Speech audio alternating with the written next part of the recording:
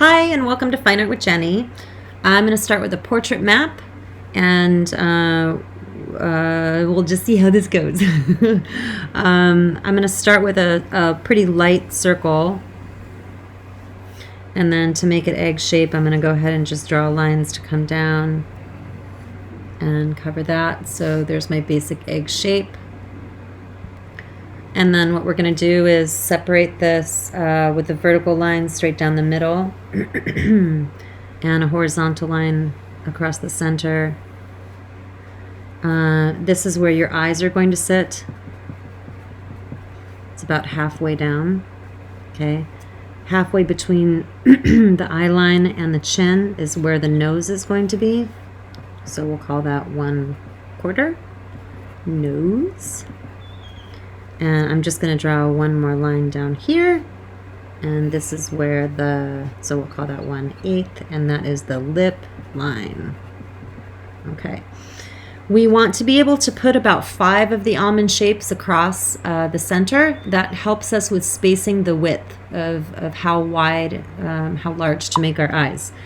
So I think it's going to be about this big. Let's see. How's my sizing? That looks a little off. Okay.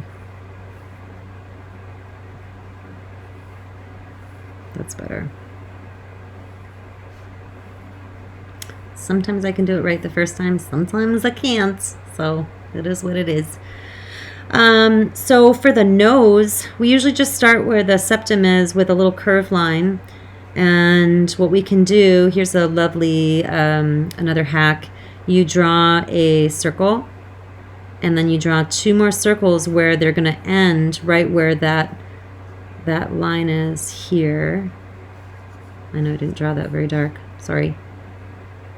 Okay, so, and that's where the nostrils are going to be, okay? And then you can draw little lines there to suggest that that's where the nostril opening is. And we can darken that.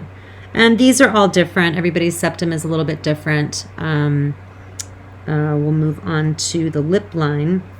And of course, we want to simplify wherever possible. If you think about the letter M as a line and you squash it, right? That's a good lip line right there.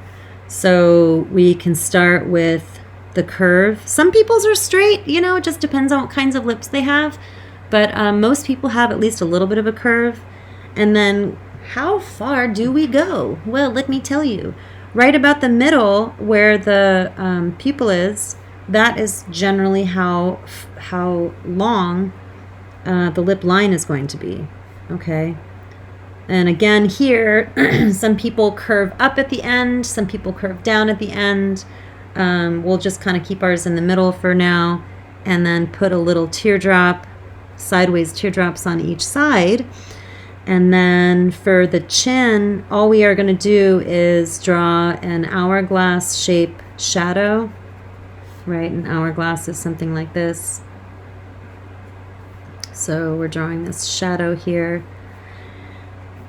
mostly because it's in shadow most of the time, right? The light comes from the top and shines down, and so we typically don't see much of a line there. If you want to draw one, that's fine. Keep it pretty light. Understated is always a little bit better than overstated, especially if it's wrong. And then top line, the lip line, I usually like to draw a V.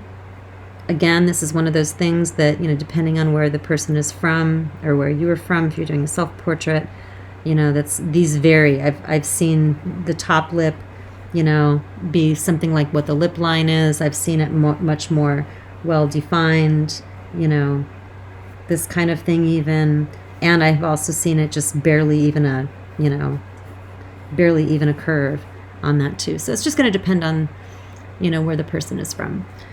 For the eyes, you're going to want to draw your pupils, the circles, to be a little bit bigger.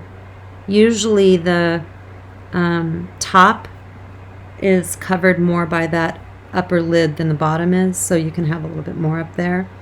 And then you have your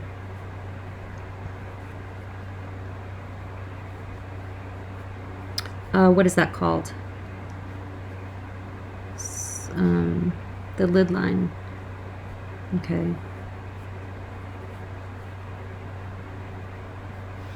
I'm just making some of these a little bit darker so you can see. And then, again, understate the nose. Don't do the mistake of what, the old adage of drawing the nose with the 2 straight lines, because our eyes are sitting in, 2 big circles, big holes, and the nose kind of comes in between and then goes around. So, right, we have our eyes sitting in there. So we want that to have that curve. So we're putting a little bit of a curve here, and this is going to be just shaded. And then that runs right into our eyebrows, which again, everybody's are different. I like to draw at least something of where I know I'm going to have brows.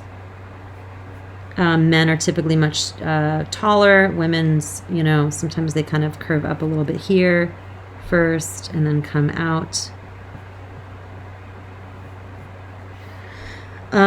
Ears.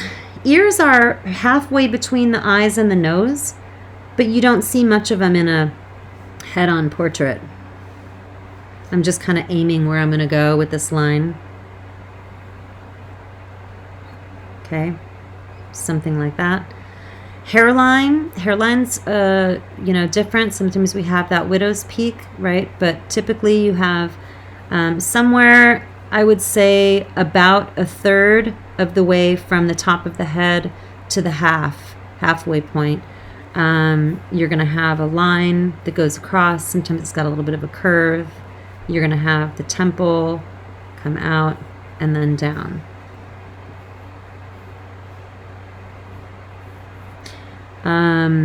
Women,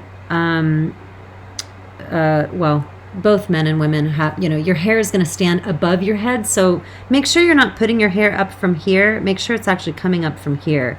So let's say she has sort of a zigzag part and she has hair coming down here and it's kind of coming across her face like this. You want to have that top part of the hair bump up a little bit above the top of the head, because your hair grows and it's standing straight up off your head. So that's pretty much the basics. That's your portrait map. I hope you have enjoyed this video. Thank you for watching.